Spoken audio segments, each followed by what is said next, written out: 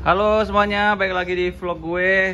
Dan seperti kalian bisa lihat, melanjuti episode yang sebelumnya tentang Z1000. Di sini gue pengen iseng compare yang Z1000 sama Z900 terbaru. Itu dari segi fisik, dimensinya seperti apa. Jadi kurang lebih seperti ini ya. Ini dimensi Z900. Pada dasarnya sih ini motor compact ya, nggak begitu lebar. Tapi kalau ngeliat Z1000 itu lebarnya itu cenderung di bawah area engine, yang dimana dia karena 1000 cc terus kayak gede banget. Sedangkan kalau Z900 dia kayak cenderung lebih compact tuh, ya. Jadi sekali lagi ini adalah video komparasi fisik dimensi Z1000 sama Z900. Ini yang tahun 2015an, ini tahun 2020. Cuman kalau misalnya ngomongin desain, sebenarnya Z1000 ini kalau misalnya dibilang keluaran 2021 sekalipun, gue juga masih percaya karena emang desainnya tuh keren banget sih, terutama dari segi headlampnya ya, yang terlihat sangat bengis banget. Ini lampunya sudah full LED ya, kecuali lampu sennya. Stop lampnya juga sama. Dan kalau Z900 dia sudah full LED semua, dari headlamp, sen, sama stop lamp. Terus nih bagian tankinya kalau Z900 seperti ini. Nah kalau Z1000 juga seperti ini ya, ada kemiripan sih dari jenis model tankinya yang kayak no-kick gitu ya kan. Kalian bisa lihat sendiri ini kayak gini. Nah lanjut ke area buntut, yang dimana untuk area buntut dua-duanya sama memiliki jok split seat, bukan jok tandem. Cuma bedanya kalau Z1000 dia model jok belakangnya itu kayak nyatu-nyatu gimana gitu deh bentuknya nih ya. Dan ini terlihat lebih empuk ya, terasa lebih empuk kok, terasa lebih empuk si jok belakangnya ketimbang si Z900 yang cenderung lebih keras untuk jok belakangnya. Jadi feeling gue sih kalau masalah kenyamanan, gue rasa untuk jok boncenger lebih enak Z1000 ketimbang Z900, karena kalau Z900 kayak terlalu tinggi gitu juga kan si area jok belakangnya, kayak berasa motor sport banget. Sedangkan kalau ini, nah itu kayak kalau misalnya dari samping kayak seakan-akan ya itu jok tandem sih gitu.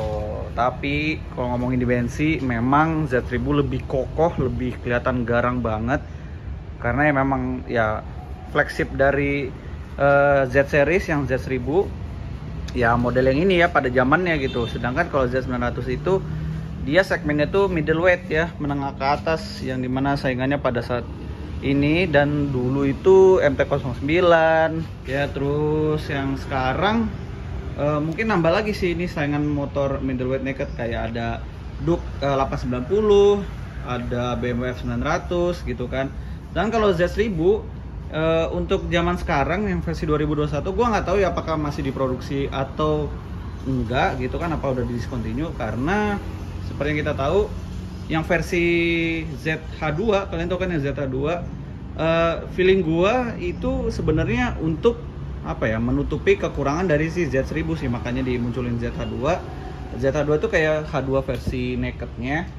Nah kalau Z1000 ini adalah versi naked dari ZX10R. Kalau boleh jujur sebenarnya kalau dibandingkan sama kompetitor yang lain ya, ini Z1000 ini udah old school banget, udah outdated banget ya. Sedangkan kompetitor yang lain tuh udah super canggih-canggih, kayak electronic edge-nya yang lebih mantap, ada kayak apa ya, riding mode, traction control segala macam gitu. Horsepower-nya juga yang udah serem-serem banget, super naked gitu kan. Z1000 ini sebenarnya udah kayak ketinggalan zaman, makanya dimunculin ZH2 gitu. Oh ada Z1000 tapi yang Z1000R, tapi itu juga horsepower-nya nggak beda jauh sama yang versi biasa gitu. Jadi kalau untuk saat ini menurut gua super naked-nya dari Kawasaki itu diganti ke ZH2. Sedangkan kalau Z1000 ini mungkin masih dijual, tapi kayaknya udah nggak begitu diunggulkan. Lebih diunggulkannya ketimbang Z1000 itu adalah Z900 ini gitu. Kalau misalnya ngelihat horsepower-nya, beda dikit lah. Ini kasarannya ini kurang lebih 130, ini 140, cuma beda 10 horsepower lah kasarannya. Tapi kalau torsi ya lumayan juga sih. Ya beda dikit sih sebenarnya kalau dari segi spek, soalnya ini kan 900 cc. Ini Z1000 gitu, jadi kayak rada nanggung gitu. Kalau misalnya disuruh pilih ini apa ini, jujur sih gue tetap pilih ini gitu ya, karena dari segi spek, segi fitur segala macam, harganya juga masih masuk akal gitu harga retail prices. Dengan kalau ini, kalau nggak salah sih kalau di Indonesia harga jualnya itu masih bertahan di angka 300 juta kecil sampai 350 juta lah ya, tergantung modifikasi yang diterapin sih. Cuman balik lagi, kalau misal kalian cari sensasi motor yang benar-benar fresh from the oven yang baru, saran gue sih tetap pilih Z900. Tapi kalau kalian suka yang old school, yang tampilan garang segala macam, moge look banget, ini sih ya dengan harga yang mirip-mirip. Sebenarnya apa namanya, kalau misal ngomong retail price sebenarnya jauh ya, tapi kalau harga secondnya ini tuh, harga secondnya Z900 sama Z1000 tuh kayak mirip-mirip gitu, di angka 300 jutaan. Jadi ya tetap sih gue tetap pilih ini. Terus kita lanjut deh ngomongin fisiknya lagi. Area buntut dia sudah full LED, tapi LED-nya itu dia buntutnya ini sudah dipakai di beberapa motor Kawasaki punya yang nakednya kayak ZH2, Z650 ya, motornya buntutnya tuh dipakai semua dengan model seperti ini. Sedangkan kalau Sugumi, fun fact, stop lamp yang dipakai Sugumi itu diturunin ke ZX10R, ZX636, ZX25R, Ninja 250 terbaru. Jadi stop lamp yang dia punya ini si Sugumi itu diturunin malah ke motor-motor sport gitu. Jadi sebenarnya pengguna pertama stop lamp yang model kayak gini itu yang pertama kali itu adalah Z1000 ini tahun 2014 ketika launching gitu. Dan memang gua akuin sih emang keren banget ya stop lampnya kayak gini. Dia LED, ini sennya belum. Dan ini ukuran bannya sangat gampang sekali.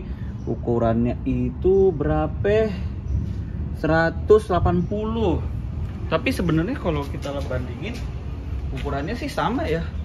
180-nya yang 900 sama yang 1000 dia sama. Velgnya pun juga mirip-mirip, ukurannya sama lah kayaknya. Nah, tapi ini knalpotnya nih kanan kiri ya, bro. Gila. Geda sebenarnya. Dia tuh gede tapi nggak tinggi, jadi untuk orang Asia kayak kita yang tingginya pas-pasan masih enak gitu. Nah inilah Z1000. Terus juga model spionnya yang unik ya sebenarnya. Jadi dia nggak bisa diputer-puter, bisanya dari sininya gitu di setting. Dan kalau Z900 dia konvensional lah, dia spion konvensional. Di sini dia joknya, ridernya cenderung empuk. Dan di situ ada motif ZZ-nya gitu ya. Ini detail yang keren sih. Kan kalau Z900 biasa, menurut gua masih empukan Z1000 sih ya. Jadi ya secara dimensi memang lebih kokoh yang versi 1000-nya ketimbang yang 900, karena yang 900 kayak, kalau boleh jujur ya, ini kayak 250 cc tapi versi steroid gitu yang suka nge-gym tiap hari, makanya berotot kayak gini gitu. Kalau ngeliat dari belakang kayak bukan motor moge. Nah kalau ini dari belakang itu udah kelihatan kayak moge banget. Wow, jelas sekali mogenya, beda ya. Tuh. Terus dari area sini juga Z900 kayak ya udah biasa aja gitu. Dan kalau Z1000, wow, emang ya mata nggak bohong sih, gue juga ngomong apa adanya aja dah. Moge look banget sih. Kalau ini kayak moge tapi tampilannya kayak bukan moge gitu ya. Ya kalian suka yang mana nih? Yang Z1000 atau yang Z900? Dia lebih belok sih. Kalau ini lebih sipit. Ya pilih mana tuh?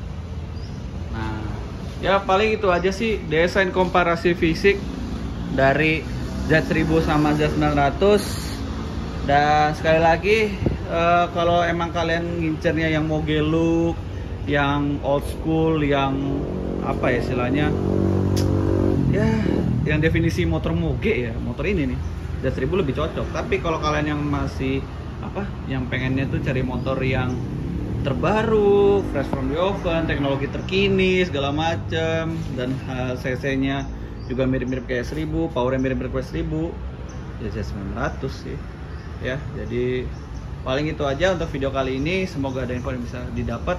Sampai jumpa di video berikutnya ya. Opini kalian jangan lupa, oke? Bye, peace.